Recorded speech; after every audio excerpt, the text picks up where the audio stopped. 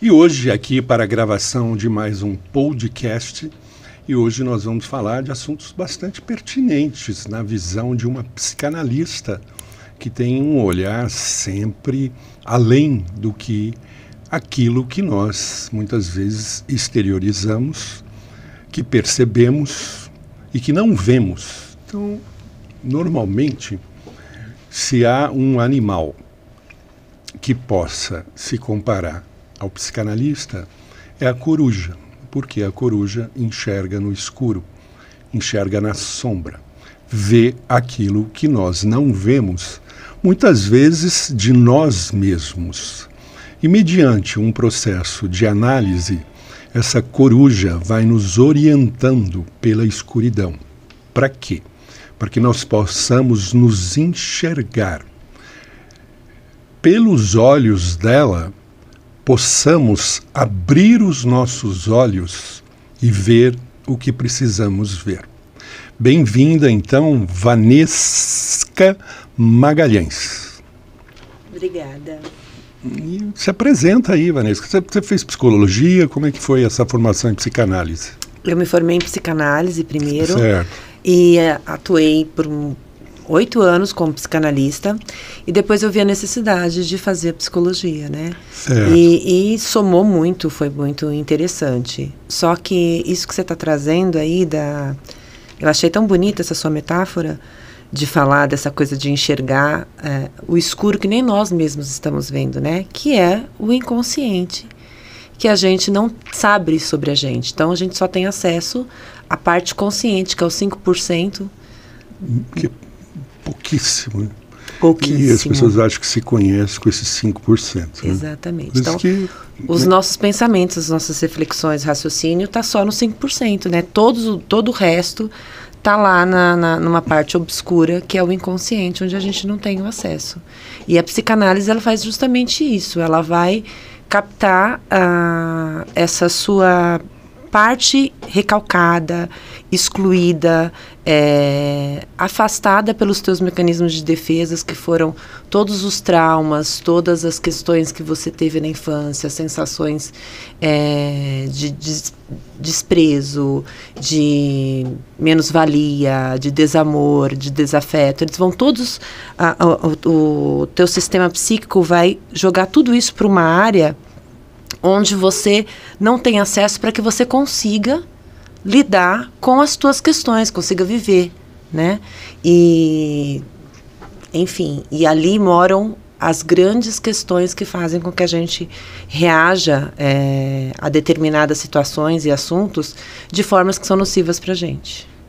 Sim, as pessoas não percebem, mas fundamentalmente a relação com o pai e a mãe nesse período da infância e da adolescência, elas são muito formadoras e elas vão nos definir e definir a nossa personalidade. De bom ou de ruim que essas relações podem trazer. Porque nossos pais também não são perfeitos, que são filhos de nossos avós, que muitas vezes são muito piores que eles, pelo conhecimento e pela dificuldade que tinham em relação a esses aspectos do nosso inconsciente. Por isso que é muito importante a sua participação aqui, para a gente começar a trazer luz na cabeça das pessoas. A vivência erótica começa com a mãe, no seio materno, na amamentação, que é tão prazeroso quanto a mãe, quanto para a criança. E esse peito da mãe e a maneira de amamentar vai também nos definir muito do ponto de vista sexual e erótico, e também vai dar um sentimento de aceitação ou não de nós mesmos. E a gente sabe que nem todas as mães têm paciência para amamentar ou faz com delicadeza. Navegando lá pelas suas no Instagram, Eu vi ali você dando uma orientação sobre a amamentação para as mães. Você podia falar um pouco dessa relação de mãe e filho e até esse momento tão importante que a mulher vive, que é dar a nutrição, que aparentemente é só uma nutrição física, mas vai muito mais além disso, porque ela está transferindo nesse momento, nessa comunhão, porque amamentar-se no seio da mãe é uma comunhão com o espírito da mãe e do filho, que foi gerado pelo próprio útero dessa mulher e com as células dessa mulher. Portanto, a gratidão que nós temos que ter com a nossa mãe é imensa e gigante. Ainda que no período de amamentação, as dificuldades que essa mãe possa ter enfrentado, ela pode não ter exercido da maneira ou do jeito que ela gostaria. Esse momento da amamentação, o olhar que a mãe transmite para o bebê é formador dessa criança. Essa criança, nessa fase ainda da amamentação, ela não sabe quem é ela e quem é a mãe. Ela não se vê ainda como um indivíduo. Então é como se ela fosse uma continuidade da mãe. Aquele momento materno, que é tão mágico, né, que é tão bonito, o olhar da mãe para a criança, ele é de extrema importância. Hoje em dia as pessoas estão muito conectadas, né, em celular, e as mães perderam muito esse olhar direto para esse bebê. E isso vai fazer com que a criança falte essa conexão e falte essa percepção de si. Porque enquanto complemento da mãe, nesse olhar, nessa troca de olhares, se ela está distraída com um objeto, um celular, e ela não faz essa troca para o bebê, ela deixa essa criança, esse ser que vai se formar, muito perdido. Então, isso é de extrema importância. Outra coisa que precisa ser falada é dessas dificuldades das mães, né, de repente, amamentar através do seio. Isso também pode ser feito através da mamadeira, através de qualquer outro instrumento, mas a coisa mais significante, mais importante para a criança na constituição dela é esse olhar e esse toque, né? E o Winnicott fala muito da mãe suficientemente boa. O que significa isso, né? Que não é uma mãe perfeita, porque não existe, mas é uma mãe que ela vai estar ali prestando as condições necessárias para aquele bebê, e nas falhas dessa mãe, esse bebê cresce, que é onde esse bebê e essa criança, ela começa a se constituir da sua própria personalidade. Essa tarefa, essa responsabilidade da maternidade, que é uma responsabilidade gigantesca, né? E que nas primeiras formações da nossa personalidade são realmente definitivas. E o que você está falando do olhar, porque naquela famosa fala, né? Os olhos é o espelho da alma. Então esse olhar de amor que a criança detecta na mãe vai criando as primeiras construções da autoestima. Então, a nossa autoestima também surge aí, dessa troca de olhares, desse sorriso nos olhos que a mãe pode passar. Por quê? Porque a criança vai se sentir reconhecida, valorizada, querida, aceita. Mesmo que ela ainda, cognitivamente, ela não fale, ela não pense. Por quê? Porque ela se sente incorporada ao meio, ao processo, à vida externa que ela se encontra agora, já que ela saiu daquela câmara confortável que é o útero materno. Aliás, eu gosto da definição de um amigo que ele fala assim, a melhor nave para chegar na Terra é o útero da mãe. Foi essa, pelo menos, que eu escolhi, né? Há outras, né? Mas não é o papo hoje aqui, vamos seguir dentro da linha psicanalítica. Então, isso que você está falando até me toca, né? Porque quanto que um olhar diz, né, Manisca? Quanto que um olhar diz? Às vezes na nossa vivência, na nossa experiência, a gente só tem que dar um olhar para os nossos pacientes. Não Sim. nos cabe mais nada. Porque às vezes a dor deles é tão gigante que o que nos cabe é um olhar. Eu estou aqui. Sim. Eu estou com você. Então, os mecanismos da psique, da alma, são muito profundos. E nem sempre são os mais fáceis e às vezes os mais dolorosos. E muitas experiências entre pais e filhos são resgates. E a gente pode, sem sombra de dúvida, colocar quase 80% dos nascimentos e os filhos da Terra estão nesse processo de resgate. Resgate de amores deixados, perdidos, mal compreendidos, que vão trazendo as dificuldades e os problemas. Num dos casos que eu atendi no meu consultório, que uma paciente minha, que eu gosto muito, ela me chegou, ela tinha 150 quilos, uns 140 quilos. Ela chegou, trouxe as questões dela, dos sentimentos homoafetivos que ela tinha, falou da namorada dela, enfim, trouxe uma série de questões que já era passível de lidar e trabalhar. Mas só à medida que for formando um vínculo de confiança que nós conseguimos chegar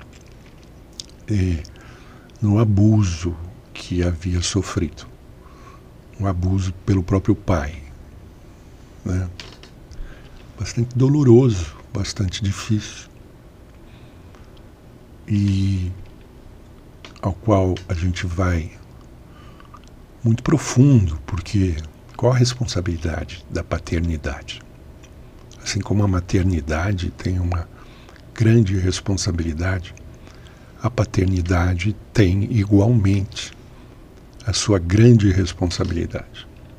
E o papel do pai é sempre de direcionar, apontar o caminho, que talvez o filho queira ou não fazer, mas é um papel de orientador. E a partir do momento que o pai deixa de exercer o papel de pai e passa a olhar a filha como um objeto ou uma visão mais erótica, ele está desvirtuando a orientação que ele deveria dar. Entretanto, longe de julgar esse pai antes de condená-lo, que dentro da minha experiência eu não faço julgamento, eu quero entender o processo. Então, quem me ajudou muito no entendimento dessas situações foi o Chico Xavier, que ele tem um livro que ele fala sobre, através do Emmanuel, que é o guia espiritual dele, da relação entre os filhos e os pais. E ele fala, isso palavras... Hoje a gente não precisa nem falar Emmanuel, porque Emmanuel já deve estar aí na carne, então a gente fala palavras de Chico, porque um ali era pão e manteiga, né? Você não sabe o que era o pão, o que era a manteiga. Então Chico, naquela humildade, sempre jogava para Emmanuel, quando ele não queria assumir o conhecimento que tinha. Então Chico falava no livro ali que Os nossos pais, em outras encarnações, já tinham sido nossos parceiros, ou muitas vezes nossos amantes, e que esse desejo erótico do pai pela filha, ou do filho pela mãe, ou da mãe pelo filho, toda essa troca era um emaranhado de experiências passadas. O que para mim ganhou um sentido, uma percepção muito diferente e compreensiva até do processo, né? Porque, veja bem, você tem uma amante que ama, né? Não é uma segunda mulher. No caso, estou usando o termo dessa forma. Amante que você ama, que você tem uma troca erótica muito grande, porque a sexualidade vai nos dar um prazer gigante. Costumo dizer que aqui na Terra você tem muita oficina de trabalho e pouco parquinho.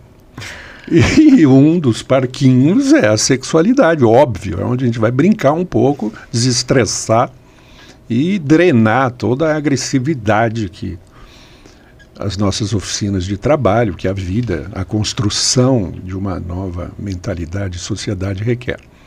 Então a sexualidade, ela tem que ser vista com muita pureza, com muita naturalidade.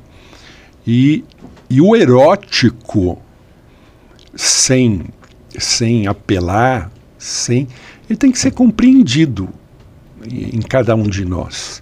Você podia nos falar um pouco, pela sua percepção, pela sua maneira e pelo seu olhar? E essa paciente, que ainda você fala assim, nossa, mas que pai desnaturado, Mas eu pude perceber que a dor dela não era o pai ter abusado dela, que era ainda mais profunda. E que ela deixou escapar numa das nossas conversas. Que eu falei assim, puxa, que difícil isso. Ela falou assim, doutor, que a gente não é doutor, mas é tratado assim. Doutor, o problema não foi ele ter abusado de mim. O problema foi que eu gostei. E o sentimento de culpa que veio com essa confissão, uma culpa pesada, que era o peso dela, 150 quilos. Porque a culpa gera em nós um peso. Eu costumo dizer que a culpa é uma mochila de pedras. Não serve para nada, mas a gente gosta de carregar. Leva para todo lugar, às vezes, porque é burro.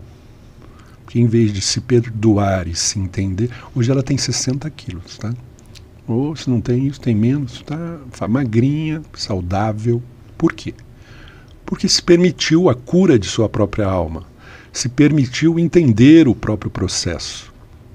Em nenhum momento eu coloquei essas questões da reencarnação, e estou colocando agora, porque agora eu preciso me fazer mais claro, porque às vezes eu também preciso de orientações para me basear, porque para mim acolher, para mim cuidar, eu preciso ter um entendimento do que estou acolhendo e estou cuidando. Então quando o Chico me trouxe essa chave, eu falei, foi uma luz no meu caminho, né? Eu passei a olhar isso. Isso jamais vai tirar o dever do pai de ser pai. Porém, como você fala, esse olhar amoroso, carinhoso, e essa relação que não deixa de ser erótica da mãe com o filho, é extremamente importante. Qual o sentimento que está no meu coração nesse momento, né? Porque tudo isso vai nos influenciar. Melanie Klein, desculpa, eu estou falando muito, desculpa, Vanessa, é porque o assunto é delicado, eu nem sabia que ia caminhar por aí, porque eu nunca sei, né? Então, já que até o meu tom de voz muda, você sabe por quê? Então, Melanie Klein, então, definiu toda a sexualidade. Melanie Klein era discípula de Freud, veio um pouco depois dele, estudando os estudos que Freud havia deixado. Ela falava que a constituição da sexualidade da criança estava relacionada à relação com o pai e com a mãe. Podíamos falar um pouco mais disso, agora, fechando a boca aqui, vou ter entrevistado, é você, não sou eu, e falar disso daí pra gente? Claro. Bom, primeiro para a gente entender como funciona tudo isso, né, no complexo de Édipo, né, a criança, as primeiras relações de amor que nós temos enquanto pessoas é na infância. Então, e é o chamado do complexo de Édipo, né, onde o menino se apaixona pela mãe e o pai acaba sendo um rival nesse primeiro momento. Então, essa troca de olhar da mãe, esse cuidado, esse colo, né, esse trato com a criança se transforma num amor profundo. E esse pai acaba sendo um rival nessa convivência. Trocando isso para a questão da menina que você trouxe, né, enquanto abusada, o que acontece? Na infância, ela desenvolve um amor profundo por esse pai, e o pai, ele tem esse lugar de segurança também para a criança, né? E o que acontece? Independente de qual a questão do pai, a gente vai analisar só a questão da menina, enquanto esse aspecto.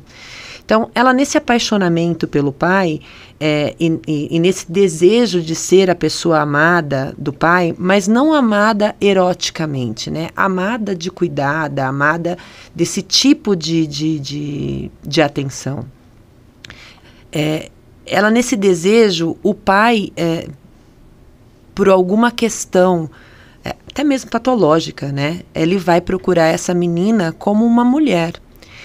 E ao tocá-la, ao cometer este abuso, ele vai acionar partes do corpo que normalmente geram prazer. E essa é a grande questão da pessoa que sofre o abuso. Porque quando a gente, obviamente, estimula as regiões eróticas do corpo, a gente sente prazer. E a pessoa não estava disposta a isso. A situação da pessoa era outra. Ela não estava buscando isso. Então, o choque eu fui invadida e mesmo assim eu senti prazer. Mas a gente sente esse prazer porque é uma zona erógena. E é natural que isso aconteça. Só que isso é realocado, né, recalcado para uma esfera inconsciente, que é justamente o que a gente fala que a gente não tem acesso sobre a gente.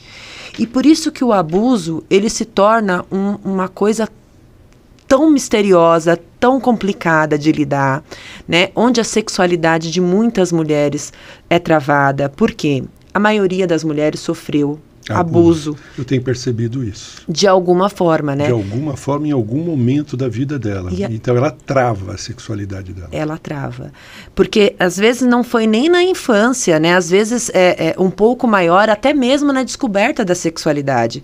Até hoje, eu vejo isso. Então, mulheres fingindo orgasmo, mulheres que estão se relacionando sexualmente com o parceiro, não por desejo, mas simplesmente pelo fato de estarem naquela relação e se sentem obrigadas a ter aquela vida sexual. Vanessa, isso é um alto abuso. Eu estou olhando para você e a câmera está aqui. E quando você falar, eu vou pedir para você falar para a câmera, eu estou te observando, porque as pessoas estão assistindo o programa e você vira e você fala para lá. E você passa muita mensagem pelo seu olhar, pelos seus olhos. Tá bom. Tá bom? Só essa observação que eu estou fazendo. Tá. Vai continuar aí, tá ótimo. Pode só continuar? Não, pode não, deve. Então tá bom. Bom, então assim, muitas mulheres travam a sua sexualidade porque tem uma questão social, né, em que a mulher precisa acolher as diferenças dos homens, onde a mulher precisa entender que está dentro de um relacionamento. E eu atendo isso diariamente e é assim algo esmagador na constituição feminina, na constituição de sexualidade, onde as mulheres elas não são estimuladas desde a infância a se masturbar. Isso é uma coisa que é muito passada para os homens, né? Que eles têm que descobrir a sexualidade, eles podem... E a mulher não passa por isso. Então a gente tem um número de mulheres altíssimos que nunca atingiu o orgasmo. E eu recebo muito isso na clínica. Elas nunca tiveram orgasmo e elas continuam tendo relações não orgásticas porque elas não se permitem. E mulheres assim de 40 anos, assim, principalmente essa turma da minha idade para trás, que eram pessoas que isso era muito velado na nossa época. Foi muito reprimido. Muito reprimido. Muito reprimido. A sexualidade foi muito reprimida, né? Exatamente. Bom, então essa moça que passa por essa situação de abuso com o pai, ela tem uma sensação erógena no corpo, porque é natural, quando você tem uma estimulação do teu corpo físico, da região erógena, você vai sentir prazer. Então, só que ao mesmo tempo ela não queria passar isso com o pai, ela queria a segurança de um pai. E quando o pai, ele invade essa mulher, isso causa na pessoa uma confusão tão profunda que o cérebro percebe isso, o sistema de defesa percebe isso e fala assim, olha, para essa menina sobreviver, eu vou recalcar isso numa região muito profunda, inclusive essa sensação de prazer, inclusive esse medo do que aconteceu, porque a pessoa que eu precisava me dar segurança, ela me invade, então eu vou colocar isso num lugar, numa esfera que ela não possa acessar, e essa pessoa começa, por conta desse sentimento de prazer que é natural do corpo, ela começa a querer se punir. Então é uma autocrítica, uma autopunição muito profunda.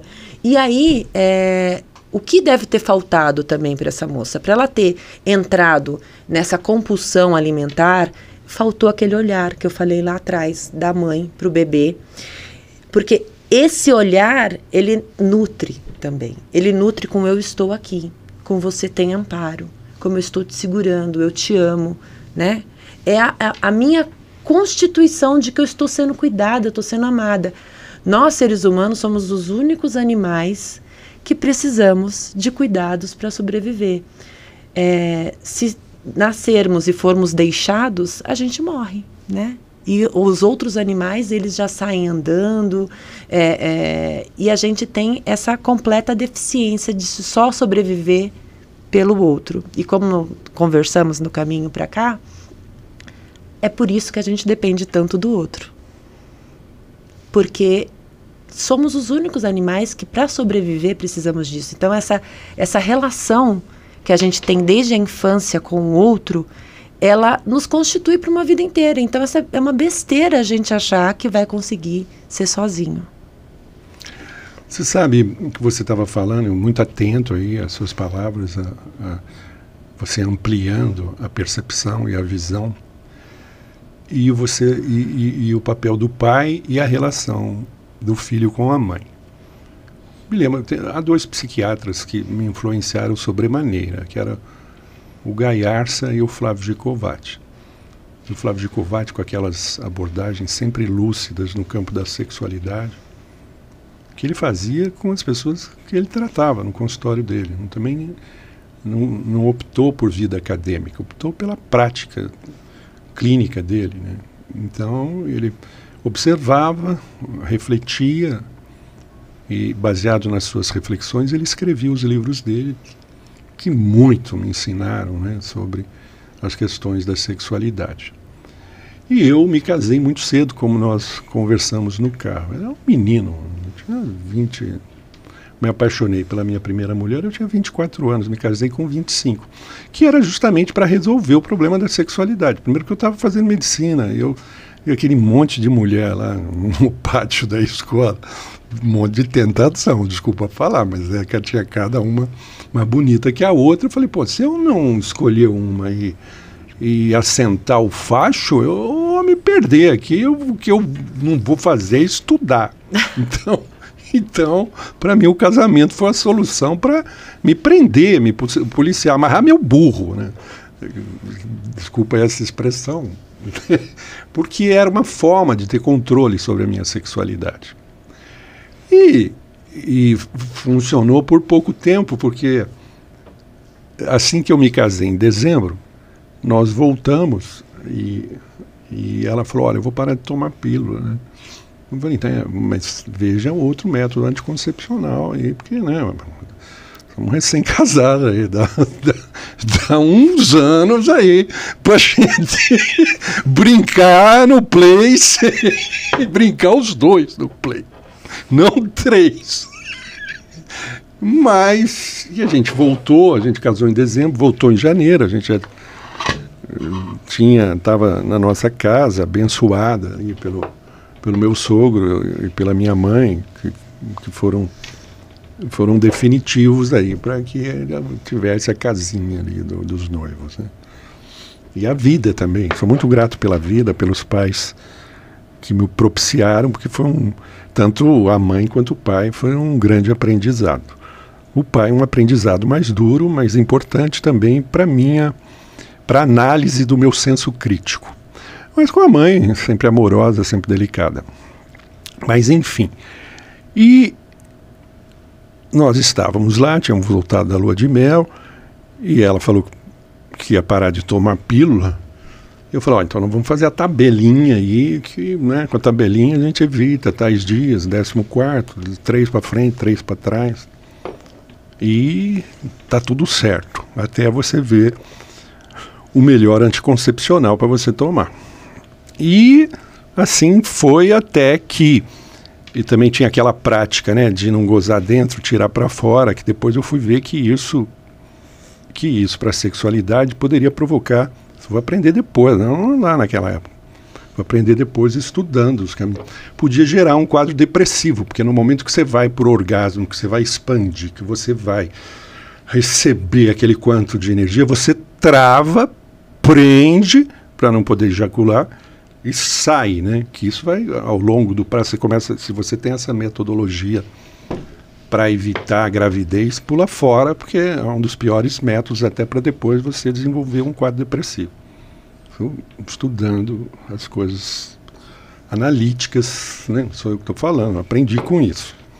E eu tinha lido já um pouco essas abordagens, que eu gostava muito dessa linha, né? Eu tinha um pé na psiquiatria, até pelo meu TDAH, que eu fugi um pouco com medo do meu diagnóstico também. Eu sabia que alguma coisa de errado havia comigo. Então eu corria mas eu tinha um pé ali. Então eu lia muita coisa para tentar me entender. E o Flávio Gicovati tinha um livro que, ele foi brilhante na observação dele. O nome do livro que deve ter, vocês vão pesquisar, vão achar, Homem, o Sexo Frágil. Que me chamou a atenção. Eu falei, como não? O homem já é meio machista, né? Então, você viu o nome do livro, eu falei, como assim, homem, sexo frágil, assim, na minha juventude e arrogante que era. Eu falei, que é isso, o que ele está falando? Então, ele abordava justamente a fragilidade que o homem fica quando a mulher é mãe. O que eu entendi depois, né? Porque o pai é o terceiro da relação. Ele vai para escanteio. Sim. E vai para a função pesada, porque ele que tem pesada no sentido de provedor, que é a luta de você trazer o cacau para dentro de casa não é fácil. Jamais será, e é assim que tem que ser. Não estou discordando, não estou reclamando, não. Porque foi no chicote que eu aprendi. Em termos de buscar aquilo que meus filhos precisavam. Então, eu me lembro, né, que nessa fase, eu não estou me justificando, só estou falando a minha vida. Eu tive que aprender comigo. A gente aprende com a vida da gente, você não aprende com a vida do outro. E nós estamos trazendo essa teoria para melhor compreensão das coisas que as pessoas vivem. Então minha mulher, assim que nós casamos, ela já entrou num processo de maternidade. E eu, sinceramente, em vez de ganhar uma mulher, eu ganhei uma mãe. Ficou complicado para mim, porque, né, o meu primeiro filho estava ótimo.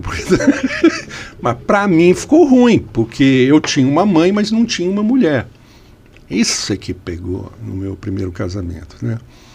Então, hoje eu consigo me perdoar, até pela imaturidade que que eu não tinha na época, aliás, pela imaturidade que eu tinha na época, e não soube lidar com a situação, né? Então, você ficar sem mulher, para o homem, é muito ruim. Por isso que ele tem que ser pai com maturidade, para não pisar na jaca, né? Que foi o meu caso. Mas só te contando isso, porque aí ele tece ali como o homem se sente, como ele vai para escanteio, quais são porque ele devia receber isso no consultório dele, a sensação que ele tem. Então, ele, nessa convivência... E estou falando isso porque até agora meu filho é pai recente, se bem que já tiveram 6 anos aí de play aí, pô, babo, né?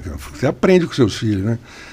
Falei, pô, fizeram como fiz, né? Filho ensina, né? Como os dois são meus professores, meus grandes mestres. Então, é isso, né? Porque nós temos as nossas necessidades... E a descoberta do masculino e do feminino que nós temos que exercer, e com isso a sexualidade que ninguém nos ensina a sexualidade. A gente tem que correr atrás. Se ensina errado, né? Ensina, vai querer e mente muito, né? Homem, para mentir sobre sexo, eu aprendi as duras penas. Eu me lembro que eu participava adolescente de uma rodinha de homem. Aí chegou um lá e falou assim, a gente estava se descobrindo, gente, tinha 13, 14 anos. Ele encheu a boca e falou assim, eu ejaculo meio copo. Puta, aquilo foi a minha derrota, velho. Aquilo foi uma espada no peito. Eu falei, porra, copo pra mim era aquele copo americano, né? Eu falei, porra, se o cara ejacula meio copo, eu com a minha miséria... Pô, eu tô...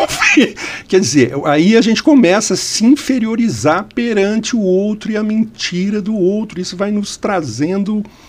Isso vai mexendo com a nossa autoestima. Depois que eu fui estudar que a quantidade de ejaculação era em torno de 4 ml, né? Que eu falei assim, que mentiroso, deu vontade de correr atrás dele. Quanto tempo eu apanhei dessa ignorância mentirosa, né? Numa rodinha... de um homem querendo ser mais que o outro homem, que é próprio da competição masculina, né? Até hoje eles estão assim. O problema do tamanho do pinto também, que é outro problema que o homem acha, pelo falos, né? Eu queria que você falasse um pouco do falos, esse sentido de poder que o falos tem no masculino, para que também a gente possa tirar um pouco desse complexo com o tamanho do pinto, que não é isso a masculinidade da pessoa, né? Porque acha que um pinto grande, mais homem, pelo amor, gente, vamos cair na real, né? Vamos cair. Tem homem que nem usa o pinto com mulher e é mais homem do que qualquer outro homem que se diz macho e homem. Eu conheci muitos nessa vida. Tem postura de homem, comportamento de homem, ensinos de um homem. E, no entanto, ele, teoricamente, é rotulado pela sociedade de gay e outros... Não sei se gay é pelo menos é o mais significativo.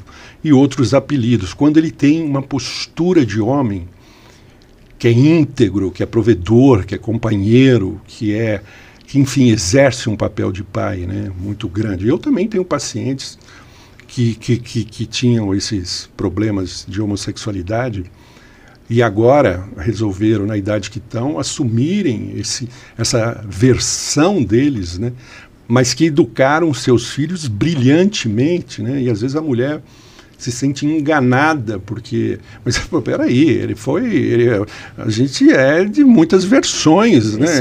Você conheceu uma versão dele, você conheceu o lado A dele, você não quis ouvir a música do B e ele não mostrou para você, mas é real. Porque a gente vai conversando com o outro, porque o outro, à medida que fala, vai se revelando. Então você vai vendo, isso dá para falar com ele, isso aqui não dá, isso aqui, putz, você falar isso, o bicho vai pegar e tal. Então nós mesmos, com as nossas expressões, com a nossa consciência, nós vamos mostrando para o outro até onde ele pode chegar, porque ou a gente é largo e amplo, ou a gente vai estreitar e ficar curto com uma consciênciazinha pequena e preconceituosa, né, Valesca? Sim. Então eu vou de trás para frente. Vamos lá. Segundo Freud, todos nós somos bissexuais, né? Porque os nossos objetos de amor são o pai e a mãe. Então, essa coisa de você ter uma sexualidade muito definida não é eu o vou natural. repetir para o povo entender, tá bom? Tá. Não que eu exerça, mas vou repetir. Doutora Valesca, psicanalista, disse assim, segundo os ensinos dela, todos nós somos bissexuais. Estou pontuando, ó. Todos, para você quebrar o seu preconceito, tá bom? Você pode não exercer e ser preconceituoso, mas no seu íntimo você é. E tudo que você negar em você vai virar fantasma, vai crescer. É exatamente isso. Bom, aí há outro ponto que você traz, né? Do marido que é abandonado pela esposa com a chegada do bebê. Isso é um problema muito sério nos casamentos, né? Porque quando o casal decide ter um bebê, isso quando é programado, né? Vamos fazer de conta que está tudo programado. Eles não têm noção da complexidade que é a chegada desse novo ser dentro de casa, né? A demanda que essa criança traz para essa mãe e para esse pai, que tem papéis diferentes em momentos diferentes do desenvolvimento dessa criança, mas que eles precisam realmente andar junto nessa decisão. O bebê, no início, ele exige demais da mãe, né? Porque o próprio corpo da mãe é o alimento dele. Então, é um desgaste, fora o desgaste do parto, fora o desgaste do cuidado, fora o desgaste de fornecer o alimento para essa criança, é uma coisa extremamente cansativa. E a mãe, ela passa por um processo interno de muita ligação com esse bebê. É quase psicótico, né? Sim, essa relação alucina, porque a mãe perde a individualidade dela. Por isso que tem aquela expressão, tá louca, mulher? Não tô, olha o filho que você me deu aí para me lidar. E às vezes sozinha, porque você foge da sua responsabilidade. Exatamente. Psicótica. A minha era. Eu agora já morreu mesmo, eu posso falar a verdade. Mãe, beijinho aí, onde você tá, tô com saudade. E isso é muito natural, porque esse bebê, ele precisa de um cuidado para sobrevivência, né? Então, a mulher, ela entra quase como um animal, uma leoa para cuidar dessa criança, num extremo cansaço, fadiga, e ela não tem espaço e nem a produção hormonal necessária para ser aquela mulher, e ela sente falta disso. A mãe, quando está com o bebê assim na fase dos 2 anos, é a hora que o pai precisa chegar e resgatar essa mulher. Né? Ele precisa resgatar a mulher dele. Ele precisa trazê-la de volta. O papel de mulher, né? De mulher. Que eu não soube fazer. Não conseguia nem ser o homem que eu nasci para ser, quanto mais chamar a mulher para ser mulher. E isso é comum, porque como o marido ele se sente deixado de lado, de escanteio. Todos os homens, na maioria das relações, quando eles não estão preparados ainda para isso, eles se sentem, não tem uma maturidade, né? Exato. E o primeiro filho a gente não sabe nada, né? Não. Você chega com a criança... Exato, Você chega com a criança naquele bebê conforto, coloca assim, você fala, meu Deus, e agora? Tem uma criança aqui dentro de casa, né? E então e uma criança com responsabilidade 24 horas. Só lembrando... 24 horas. 24 horas. Por isso que não é, só, Valéria, isso eu tenho que fazer essa ressalva. Sim. Não é toda mulher que está preparada para ser mãe. Concordo. Não é. E às vezes a tarefa de ser mãe ela vai ter que se virar nos 30, porque não tem curso também. Você faz curso para boa oratória, faz PNL, não tem curso para ser mãe e pai. É na raça. E sabe que hoje em dia, né, a gente tem percebido que as famílias estão muito despreparadas mesmo. Parece que quanto mais informação a gente está tendo, mais despreparadas as famílias estão para lidar com essas crianças, com esses bebês. Então isso é um ponto, né? O marido se sente deixado de lado mesmo. Eu estou tão à vontade que eu saí do foco aqui. Nós estamos dando trabalho pro Tom aí. Que eu me sentei aqui, estiquei, porque o assunto é de extremo interesse, né? Tá. Eu tenho que ficar confortável aqui. Depois eu estou vendo o Tom sambando ali. Peço desculpas aí à produção, mas é que o assunto é isso, gente. Eu aprendendo aqui para mim, professora Vanessa. Tá? Imagina. Então, vamos lá. Então, assim, o marido se sente deixado de lado mesmo, e o casal, ele precisa ter muita maturidade para entender que quem gerou aquela família foi o casal. E se isso não estiver bem estabelecido, e se esse homem não for fazer a busca dessa mulher e ela a busca desse parceiro novamente, essa família que é tão importante, que se constituiu aquele bebê, ela se funde, aliás, se funde não, se desfaz. Né? Então, assim, essa maturidade do homem, entender esse momento e dar o suporte necessário para a mulher durante o período do bebê, e depois ir lá atrás dessa mulher e falar, vem cá, você é minha mulher, eu preciso de você de novo aqui como mulher. E pegar os cuidados desse bebê para que essa mulher se reconheça, porque o corpo dela mudou. Ela está insegura, né? Insegura. Desculpa, tem uma expressão assim, mas eu vou te falar. Porque...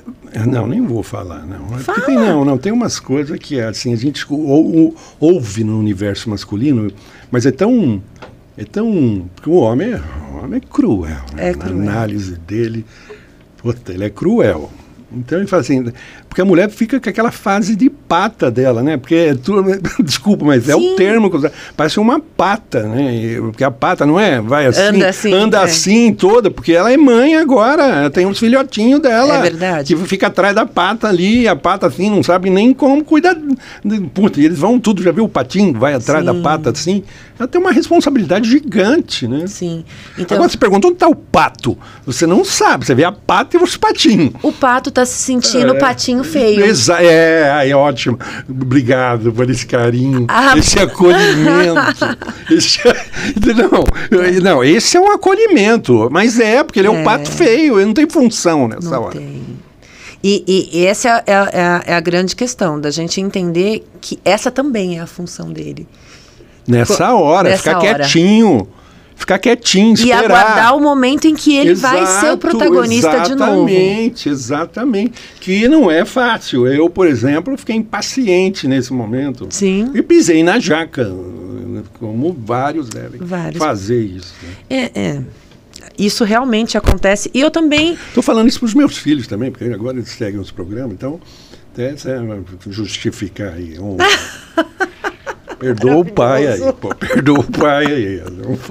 Não é como vocês pensam, não é as histórias que vocês ouviram. E isso é excelente que você está falando, né? Porque, assim, a gente, enquanto filho, a gente espera tanto do pai e da mãe. Sim. A gente quer super-herói, não tem. São só humanos, como a gente que é. O Batman antigo, que nem músculo tinha.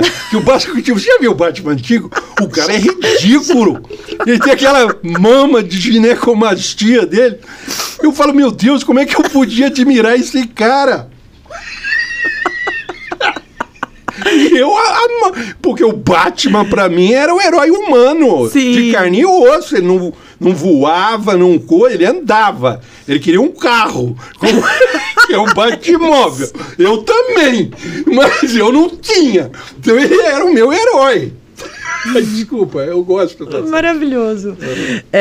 E aí outra coisa que você trouxe também que é importante, que é sobre essa coisa, né, do falo, né? Então o falo, que na psicanálise é representado através do pênis, mas não só o pênis, o falo, ele é a força, o poder. Que tem, veja bem, o que sustenta o circo é um mastro do meio, é um mastro do meio. Porque se o mastro do meio cair, o circo cai. Concordo. Então a força, porque é um símbolo de poder. É o símbolo de poder. Tanto que Exu é o falo. Pô, conforme o Exu chegamos. É isso. Quer dizer, vamos armar a barraca agora, que o circo vai começar, que é o que está acontecendo. Vai pegar fogo. Tá. Então, esse lugar do masculino, de ter esse falo, né, representado, e esse lugar de estar sempre no poder, também é uma coisa muito pesada para o homem. Sim.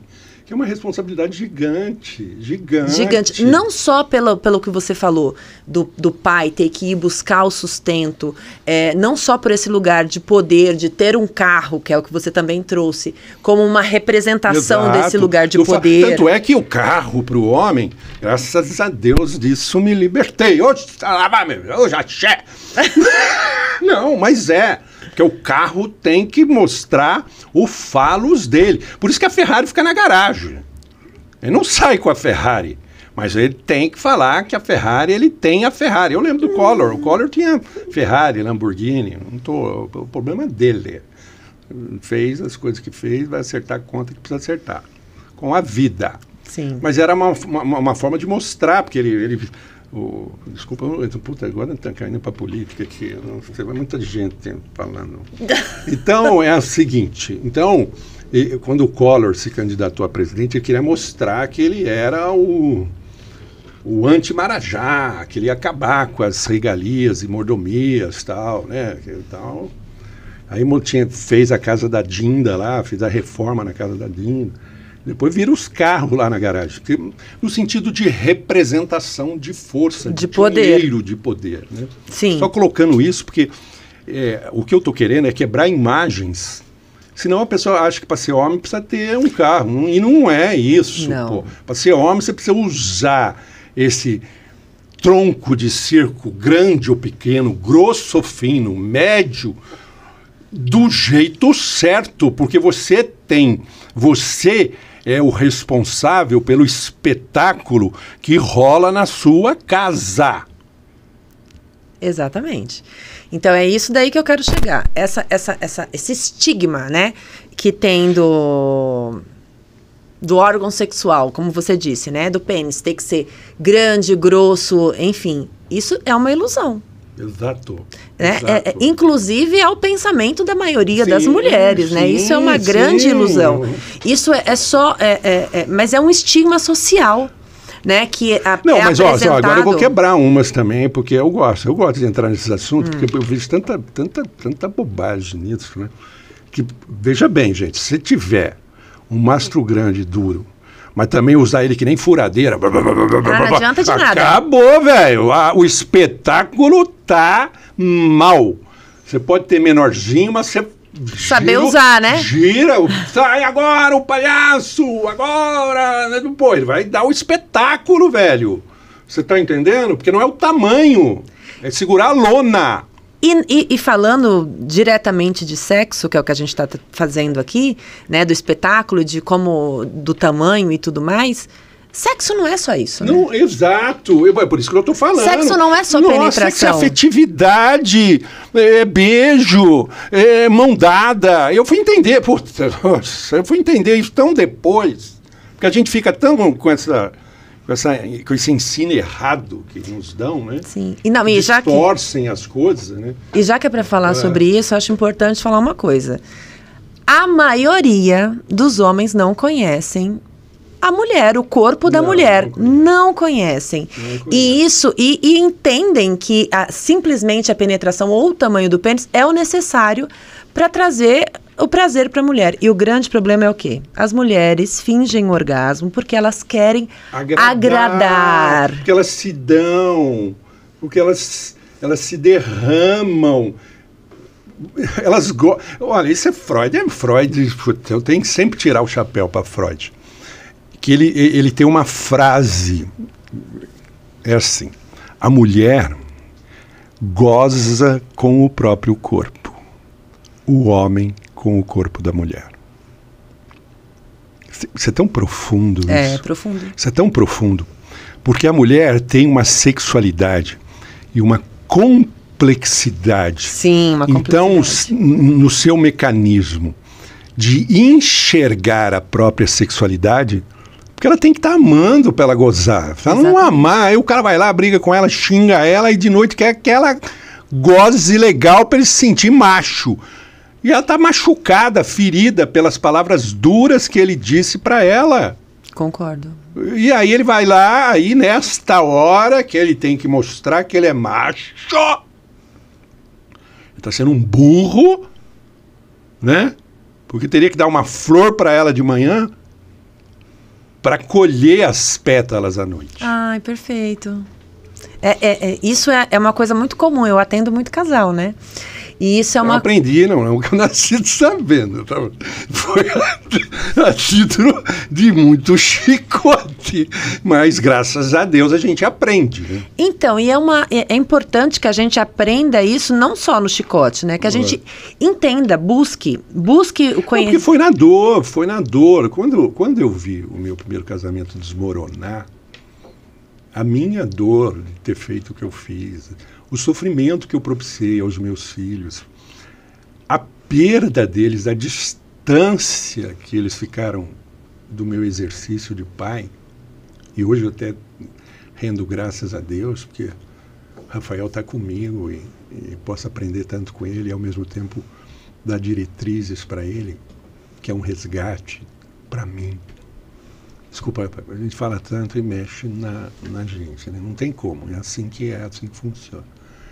Então, é por isso que eu fui vendo, porque essa dor que eu fui sentindo foi, digamos assim, puxando o feminino em mim para que eu pudesse me cuidar, né? Para que eu me curasse, para que eu sarasse da minha ferida. E pedindo muito a Nossa Senhora. Continua. Obrigado por esse olhar de novo. Mas porque nesse feminino, nessa compreensão, nesse universo tão amplo e amoroso, tão gigante, dessa mãe tão...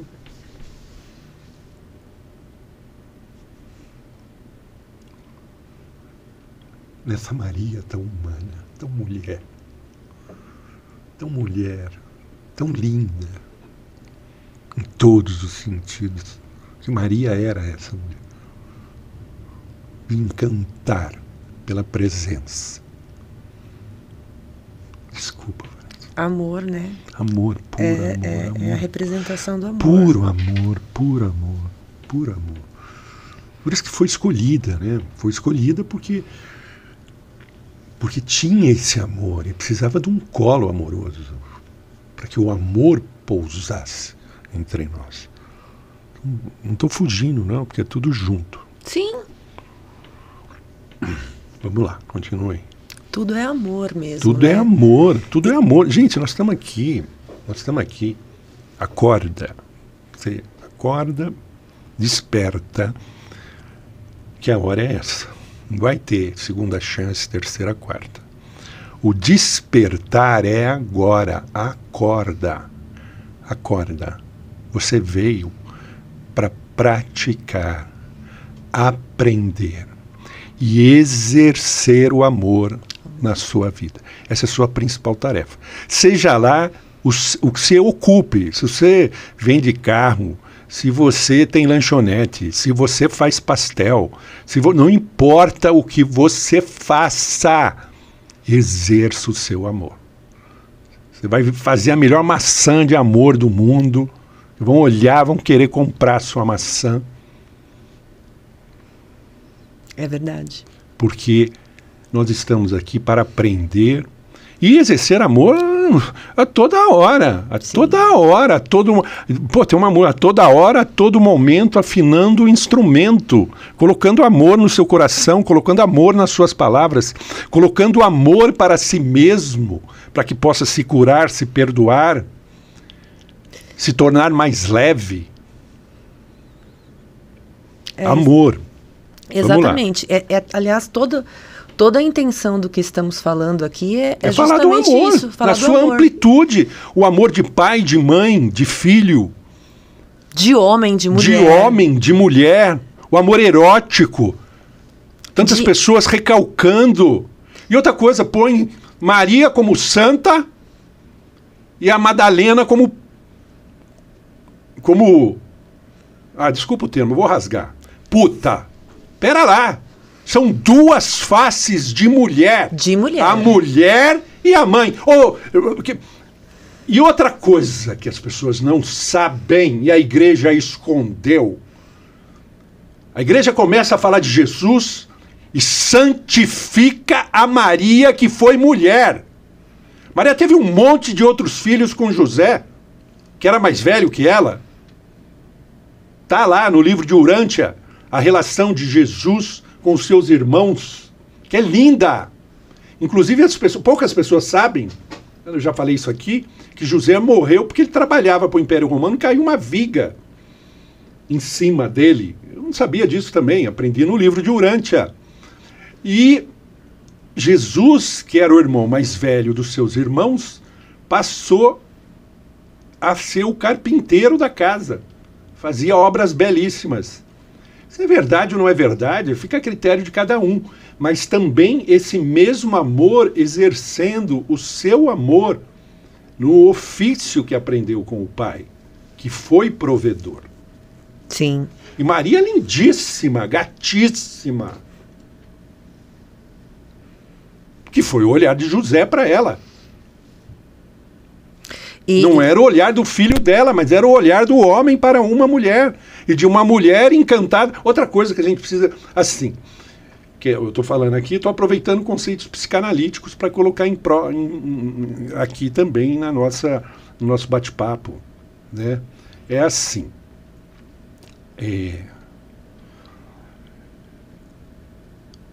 O homem sente desejo, tesão pelo corpo da mulher. A mulher é despertada no seu desejo, pelo desejo do homem sobre ela. Então, quando o homem olha para a mulher, que o quer, obviamente, né, gente? Com aquele olhar de quero você, de desejo, de tesão, a mulher olha para aquele olhar que, como feminina do jeito que ela é, e com todo aquele amor que ela tem para oferecer, aí ela vai lá e oferece para ele, quando ela quer, volto a lembrar. Porque a mulher vai oferecer o amor que tem e que traz e que guarda, porque todas têm, há uma Maria em cada mulher, né? Quando ela quer e para quem merecer. Seguimos aí. E eu acho interessante você falar sobre isso, até para a gente tirar um pouco do que acontece na maioria dos relacionamentos, né? Assim, é isso, o homem deseja, vai em busca dessa mulher por conta desse desejo, mas dentro de uma relação, muitas vezes, uma das partes do casal se sente deixada de lado, porque aquele que sempre vai buscar, né, que é o que deseja, que vai buscar, tô falando do sexo mesmo, né, o outro que é o que recebe essa busca, ele esquece de buscar também esse parceiro. Verdade. E muitos homens, eu recebo muito isso, porque como eu atendo casal, eles não se sentem desejados, porque eles vão nessa investida por essa mulher e muitas vezes passando pelo processo da maternidade, eles são repelidos, né? Sim, por até muito pela tempo. ocitocina, que é um amor assim, que é um amor, um hormônio, né? Que vai funcionar para que a mulher exerça mais o papel de mãe que mulher. Por isso que é uma fase, sim, do parto que ele tem que ficar contente com o papel secundário dele, que fácil não é. Não é. Mas por isso que tem que haver maturidade masculina, para que ele possa, nessa fase, porque depois essa mulher vai voltar com muita força. Vai. Com muita força. E tipo assim, ela sabe que a prestação atrasou, mas ela vai colocar em dia, né? Quando quer, né? Quando quer. Quando essa pessoa, essa outra parte, sabe buscar. Exato, também, né? É óbvio. O cara quer, mas às vezes quer antes, né? Essa fase... E a cobrança começa e as desavenças começam a acontecer. Primeiro, porque ela não está na fase... vamos falar a verdade, o cheque especial dela está estourado, ela não tem crédito para dar para ele. E ele está cobrando. E não é hora de cobrar. É hora de você prover para que ela se tranquilize, para que depois ela volte como mulher. Então é uma hora que o homem também, por isso ficar ou distanciar, tem que permanecer. Porque a relação é feita de construções. Eu fui entender isso Muito tempo depois, quando o casamento já tinha acabado, mas foi aprender nas outras relações. Então, e nessa hora, é o que a gente está trazendo sempre, né? É importante o homem buscar uma ajuda, um cuidado. Por quê? Ele também é ser humano. Claro. E ele vai se sentir repelido. Vai, rejeitado. Rejeitado, não excluído, desejado. Não desejado. O que para o homem é também... Isso acaba com a potência, o falo desse homem. Exato. Porque a mulher olha para ele com aquele absoluto desinteresse. Ele sabe ver esse olhar nela. E aí ele começa essa sensação de não estar sendo procurado, porque aí ele percebe o seguinte: eu fiquei tanto tempo procurando essa mulher e ela não me quis, nosso bebê já está aí com 2 anos e ela não me quer, agora eu não vou mais em busca dela. Ela vai ter que fazer essa investida em mim. E a mulher, ela ainda não voltou para o papel dela na cabeça dela, porque ela está se sentindo isso que você falou. Não está se sentindo adequada com o corpo, não está se sentindo bonita, nem se vê mais na mulher, mas não a mulher Maria, mãe, agora a mulher Madalena, o arquétipo da puta. Ela não se vê mais nesse papel sexual, interessante. Então, ela não consegue fazer essa investida. É onde tem essa investida de procurar esse homem que ela ainda deseja. A gente pode dizer assim, porque a não percepção disso gera uma segunda relação. Onde a mulher, com o desejo que começa a voltar, ela fala, agora, peraí, agora o meu papel de mãe está feito, cumprido, eu estou educando o meu filho do jeito que tem que ser, porque ela já conseguiu se organizar. Porque ela tem que se organizar, velho. Senão o filho vai sugar a última gota de sangue dela.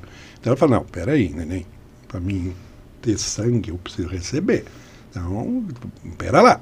Vai lá, fica lá, seu quarto lá, faz sua lição de casa, cumpre o seu dever, para mim, cuidar um pouco de mim, para poder continuar cuidando de você. Boicotar, uma coisa andar ruim. Você sabe que, trazendo uma experiência pessoal, isso aconteceu comigo, né? Não, na minha relação também. Às vezes sou advogado do diabo aqui. Aconteceu exatamente isso. A gente acabou se afastando depois do nascimento do bebê por conta mesmo de todo esse histórico aí. Não é fácil. E quando eu recuperei esse lugar de mulher, que eu fui fazer a investida, ele já não estava mais pronto para isso. Ele já não estava mais aberto. Né? Tinha se fechado, né? Ele tinha se fechado. Né? E se correu e acabou entrando em outras questões. E eu não consegui resgatar esse marido. Foi aonde meu casamento chegou ao fim. É por isso que eu falo. Ele acaba saindo, porque não tem o tempo e a espera necessária, porque não consegue entender. É igual você reserva em time. Ninguém gosta, você quer jogar. Sim, e naquele momento você está no banco de reserva, velho. Você não está no jogo, você é um bom jogador. Mas para a tática daquele momento, não vão usar você. Eu já sentei no banco de reserva, graças a Deus, eu tinha um amigo meu que eu admiro muito, o Marcelo, é oftalmologista hoje. E ele jogava bem basquete, né? E nós éramos inseparáveis. Né? E eu sentava no banco lá para ver, eu estou falando assim, a visão que eu tenho do amigo como um filho, né? Ele brilhando, né? Porque é a hora da mãe e do filho, deles jogarem bem. É verdade. É isso. Mas acho que a gente também precisa de muita orientação e cuidado, né? Enquanto mãe, enquanto esposa, para ter essa atenção para o marido. E para o marido também ter esse entendimento. A gente precisa de buscar conhecimento. É o que nós estamos tentando fazer aqui. E amor. E nós estamos mastigando isso aqui. Por isso que eu estou falando assim com ênfase, para mastigar, para as pessoas. Isso aqui ninguém está inventando nada aqui, gente. Aqui é tudo. Tem coisa que. Claro que com assuntos assim, cada um tem que partir para a sua própria reflexão. Mas a gente está falando de um estudo freudiano, psicanalítico, profundo, um olhar que nasceu numa sociedade bastante preconceituosa, moralista, hipócrita, que era a Europa do início do século XX. Então, tudo isso agora refletido no século XXI, no seu início, mas com 100 anos depois. O livro do Freud está completando 100 anos agora, o livro dos sonhos dele. Quanta coisa é nos fornecida em nossos sonhos pelo nosso inconsciente. Isso. E nós julgamos bobagem. Ah, eu sonhei com isso, é uma besteira. Besteira? Aquilo é o seu inconsciente falando usando uma linguagem que você pode entender sem os seus preconceitos. Exatamente. Porque os nossos preconceitos, as nossas limitações, é que não nos deixa ver o que somos. Exatamente. E o potencial que temos, inclusive, de colocar... Porque nessa hora, o falos do homem, ele tem que entrar no trabalho. Pega toda aquela energia que você ia gastar lá no play, joga no trabalho. É a hora que o cara começa a ganhar dinheiro. Exatamente. Porque ele começa... aqueles que estão ali, sendo homens, para honrar o compromisso que tiveram. Tanto é porque... Eu me envolvi com outra mulher, deu errado. Tomei um pé na bunda gigante. Depois olhei para trás e falei, que merda que eu fiz. Que merda que eu fiz. Que ilusão. Eu peguei minha energia, porque eu queria meus filhos bem. Joguei no meu trabalho. Eu me lembro, eu fazia plantão. Para mim não tinha. Falava, precisa de 24, 72. E estavam lá, pronto para encarar. Porque eu precisava criar o dinheiro necessário para que meus filhos recebessem o que eles precisavam receber. E graças a Deus receberam. Né? Veio de mim, isso eu tenho orgulho de dizer. Eles tiveram um padrasto, e uma vez o padrasto deles chegou para mim e falou, olha, eu quero te dar os parabéns. Eu falei, por quê? Porque a gente não vê por aí as atitudes que você tem. E naquele momento eu não estava nem entendendo. Eu falei, o que ele está falando? Né? Depois que eu saí de lá, que eu fui refletir na conversa, né? Falei, tá, a ficha caiu. Né? Por isso, Cristiano, eu tenho umas diferenças com ele, mas eu vou aproveitar, já que eu estou lavando a roupa suja. Sou muito grato a você pelo seu reconhecimento, pelas suas palavras, e porque você também é um grande pai. Ela teve 2 filhos com ele, né? Além dos 2 que já haviam tido comigo, né? E são também tão meigo quanto os meus filhos, mas tão homens quanto o pai. Que bonito isso, né? É bonito a gente ver essa qualidade em família. A gente entender que as famílias, elas se renovam. E se ampliam. Se reampliam, se refazem. São os nossos filhos, São né? os nossos filhos. Inclusive, era muito difícil para mim. Outro dia, até no Dia dos Pais, eu tive que... Né, porque nem tudo é festa. Tem hora que você lava umas roupas sujas. No almoço, né? Mas ué. A vida. O prato é esse. A vida põe um prato isso. na mesa, a gente se serve. Então, o meu filho mais velho, o Ricardo, ele chegava para mim e falava assim, pai, sabe o meu pai Cristiano? Nossa, aquilo era uma facada no meu coração. Imagina. Que eu pensava assim, pai Cristiano, o caralho. Mas eu tinha que ouvir quieto, porra. Como é que eu ia falar pro meu filho, o caralho, eu que sou seu pai, tá? Deve ser sua mãe falando para chamar ele de pai. E não, e foi espontâneo. Sim. Depois eles falaram para mim que eles começaram a chamar o Cristiano de pai, porque era o Cristiano que estava lá, você tá entendendo? Fazendo esse papel. Isso são os meninos de ouro. Ó, Cristiano, você tem aí a sua porcentagem nisso. Eu também tenho que agradecer, né? Porque ele estava lá, ele cuidou dela. Estão juntos até hoje, que é mais admirável ainda. É bonito ver isso, porque muito. Eu vejo também muitas famílias que se constituem depois de um divórcio, da dificuldade, de repente, dos filhos se conectarem com o pai ou com a mãe. Depois com os filhos do outro pai e da outra. Essa família humana. Eu me lembro, eu vou contar, porque eu gosto de contar da vida e trazer a vida. E eu me lembro que o primeiro filho deles era o Cristianinho, né? E as crianças são muito espontâneas e verdadeiras, né?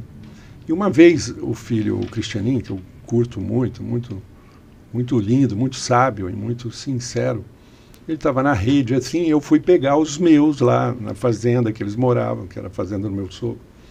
Eu fui pegar o Ricardo e o Rafael e o Cristianinho, pequenininho, tinha 2 anos, mas estava falando já na época de falar. Ele olhou assim nos meus olhos, assim, né? Falou assim: você sabia que era para você ter sido meu pai? Que coisa, né? Como Deus é. Ai, olha que Como Deus emocionante. é. Que emocionante. Eu olhei nos olhos dele com todo o amor que eu vi dessas palavras e falei: bateu na trave, hein, Cristiano? Ai, que lindo. Bateu na trave. Como Deus é misericordioso. Como Ele dá Muito oportunidade para a gente. Mas eu lembro que eu também ficava com ela, e às vezes eu tinha umas imagens dela como odalisca, e um monte de homem atrás, né? Essas coisas do nosso inconsciente, né? Que traz tantas memórias e histórias. Eu falava assim para ela: olha, daí só vai sair cueca. E foi, né? Foi, pô.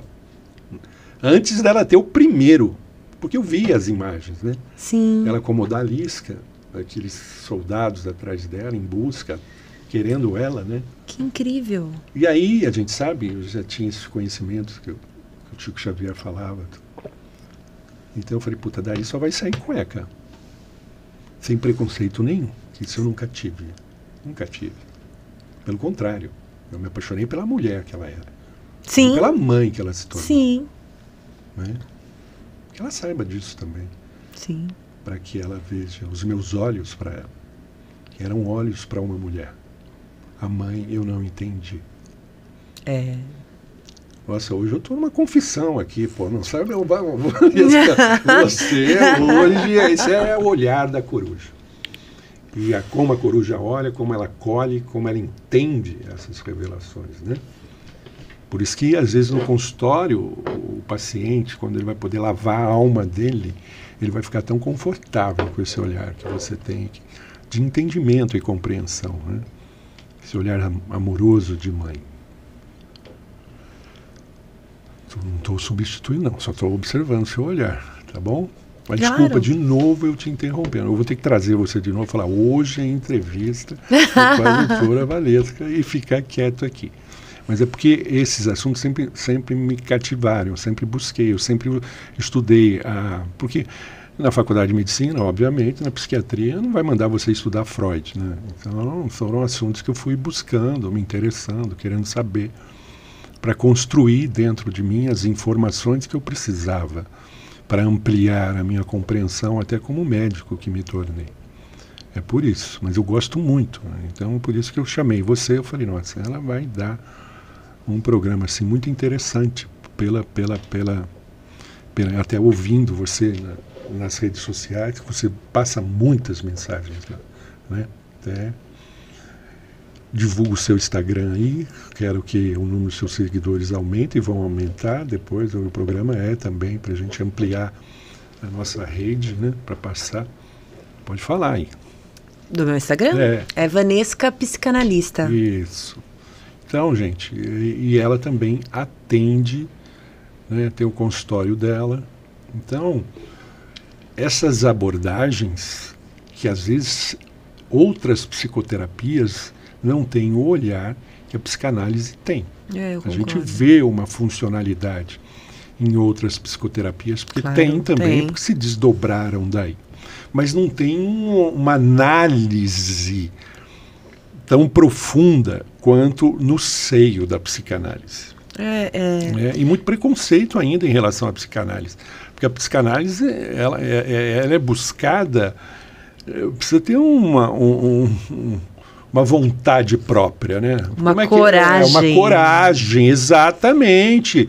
Porque você vai rasgar verdades sobre as pessoas, às vezes difíceis dela aceitar. Por isso que tem que ser feito de forma amorosa, né? Sim. A psicanálise, ela vai fazer uma investigação, né?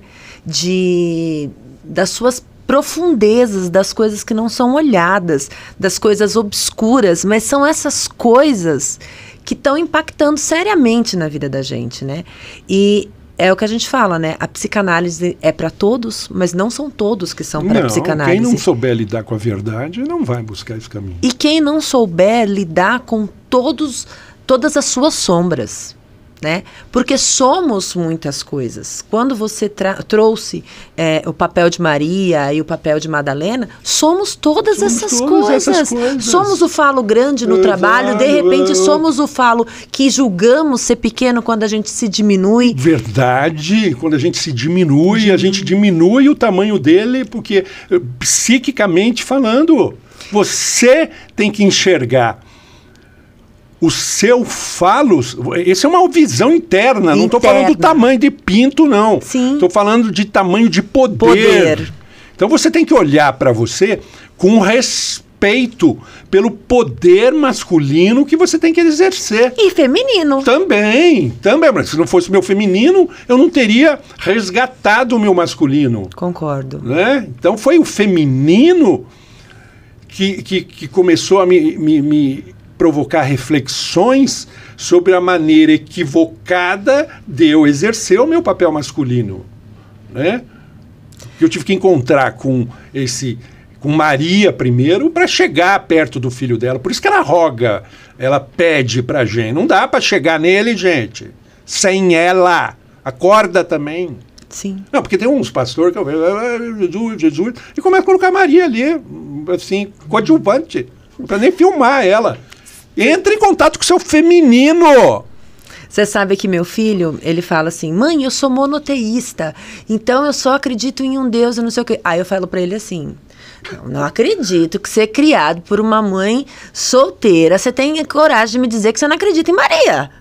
Aí ele fala, não, na Maria eu acredito. Eu falei, por favor, né? É, claro, pô. Pô, tô aqui te cuidando de você, você tá me dizendo que a mulher não tem um papel significativo? Tá cuidando dele para ele ser o homem que ele precisa ser, exatamente, né? Não, mas não você tá cuidando até direito, né? Porque aí ele já tá assumindo o papel masculino dele. Sim. Mas responsabilidade, agora vou mandar um recado pro seu filho, já que ele vai ver o programa também. Tá. Você só é o homem que é por causa da sua mamãe, tá bom? Só para você nunca se esquecer. Ficar bravo comigo, não. Eu gosto de você. Muito. Então, como eu já tive os problemas que você tem em mim, então eu estou falando, a nossa mãe, o feminino, a maneira dela cuidar é o que nos torna o homem que precisamos ser. Olha, já agora eu mesmo passei a bola. Né? Ai, querido!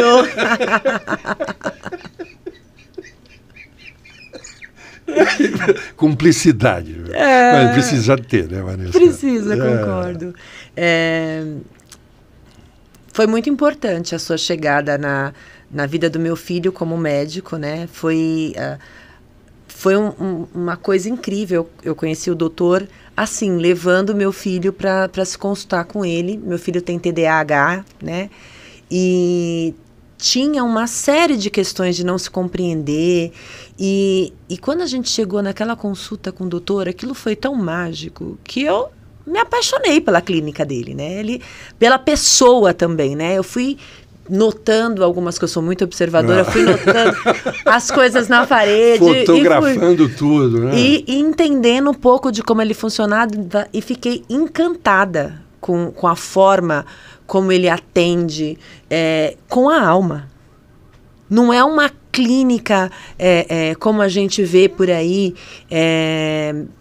automática, né? O que você tem, o que você precisa tomar, né? Então, tem uma paciente X que ela estava num estado depressivo tão severo e quando chegou com o doutor, eu fiquei tão preocupada, eu falei, vou falar para você ir no doutor que atendeu o meu filho, porque ele tem uma capacidade de olhar para a alma da gente, a gente precisa mexer nesse seu medicamento aí, que isso não tá legal. Ela falou que ficou 2 horas chorando com ele, né? E contando as coisas que a gente já fala no consultório. E assim, ela teve uma recuperação, gente, de uma semana para outra, né? Ela vai voltar na consulta com ele agora. E ela teve uma recuperação extraordinária, conseguiu um emprego novo. Sabe assim, a vida dela tá voltando para os eixos, estava numa depressão muito profunda. Vanessa, eu sou obrigado a intervir agora e pontuar coisas que eu não queria pontuar ainda. Mas vou pontuar porque também a hora chegou. A Vanessa, em termos de reflexão, de entendimento, ela comunga muito da filosofia, onde eu também busco ajuda, proteção e amparo. Então, e dentro dessa fé que nos guarda e nos provê, nós, tanto ela sabe quanto eu sei, que nós não estamos sozinhos. E eu estou falando isso, eu não estou querendo vender consulta, não. E ela começou a falar aí espontaneamente aqui, não tem nada combinado, não. Ela está falando o que é. O filho dela tem o mesmo problema que eu. Olhar para ele é me ver. Então, como aqui, eu olho para o filho do outro com o olhar de compreensão que eu tenho que ter comigo mesmo. Porque eu também tenho TDAH. E sempre foi muito doloroso e muito difícil de lidar com o meu transtorno. Isso me humanizou. Eu só posso ter esse olhar de terapeuta que sou agora por causa de sentir o problema em mim. Então, quando eu vejo as pessoas que trazem o transtorno que eu tive, as lutas que lutei para superá-los, e hoje eu abençoo até esse transtorno que para mim, apesar de difícil, nunca me pareceu um transtorno, mas dificuldade de lidar com algo que me possibilitava ver o que os outros não viam, fazer junções que os outros não juntavam, chegar aonde alguns não chegam, ver o que outros não veem, porque quem tiver olhos de ver, que veja, quem tiver ouvidos de ouvir, que ouça. Isso não foi eu que falei, mas eu entendi esse recado e busco na fonte que falou. Então, quando a gente busca, quando a gente bate a porta, ela se abre. Quando a gente busca, a gente acha. Quando a gente pede, a gente obtém. Isso também não fui eu que falei. Então eu vou nessas portas. E obviamente que essas portas, quando abertas, chegam até mim. Claro, tive humildade de bater nessa porta. Dentro das minhas experiências de vida, que já tive várias. Não estou entrando aqui para entrar em polêmica religiosa. Estou entrando aqui para falar das coisas que vou descobrindo em mim.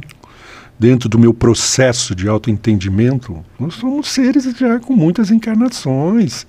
Trazemos bagagens gigantescas de inúmeras civilizações e pessoas que conviveram conosco e que estamos reencontrando. Eu olho para a Vanessa ali, falei, meu Deus, da onde eu conheço? Dos arquivos da minha alma.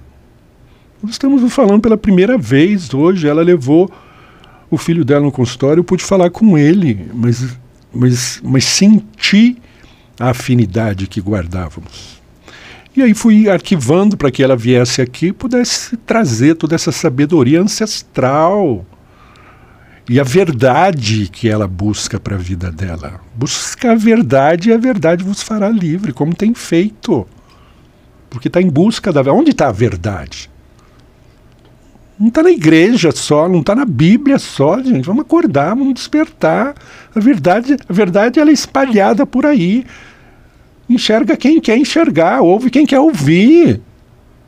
Ela pode chegar numa boca mais simples de um preto velho que na sua resiliência e paciência oferece pérolas para você. Pode chegar também na boca do Papa, que de seus castelos também são iluminados para abrirem a boca e dizerem verdades que nos negamos a ouvir. Porque a essência do divino está em tudo e em todo. Nós estamos falando de amor aqui. Só estamos falando de amor. Nas suas mais amplas e diferentes formas. Banhem-se nesse oceano se quiserem. Ou fechem a represa e vivam no seco de nossas selvas de pedras. Sou eu quem falo, não. E há muito tempo eu já tomei consciência disso. Estou tentando fazer o meu papel, tentando me calar, para que minha boca se abra e fale o que é necessário ouvir a esses ouvidos surdos. Estou me disciplinando para ficar cada vez mais quieto, falar pouco, para que falem em mim. Não estou sozinho, não sou eu. Não tenho pretensão nenhuma. Para cumprir o meu, insignificante, grão de areia. Então, gratidão pelo seu reconhecimento, pelas suas palavras. Isso toca o meu coração com o amor que os meus pacientes me dão, porque eu ofereço amor a eles e recebo amor de volta. Isso é o que eu troco. Essa é a moeda que me paga. E que é a que eu quero. Porque o resto vem. O resto vem. Busca primeiro o reino de Deus e tudo mais lhe será acrescentado. Pô! Exerce! Cumpre! Não! O Pablo está falando mais alto, mais forte, mais briguento que o manso de Nazaré, que já falou. Que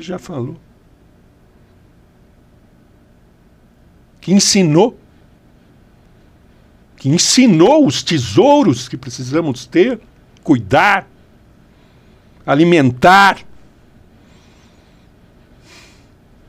Não houve homem mais sábio que passou pela terra do que ele. Acorda! Independente do púlpito que você está. Acorda!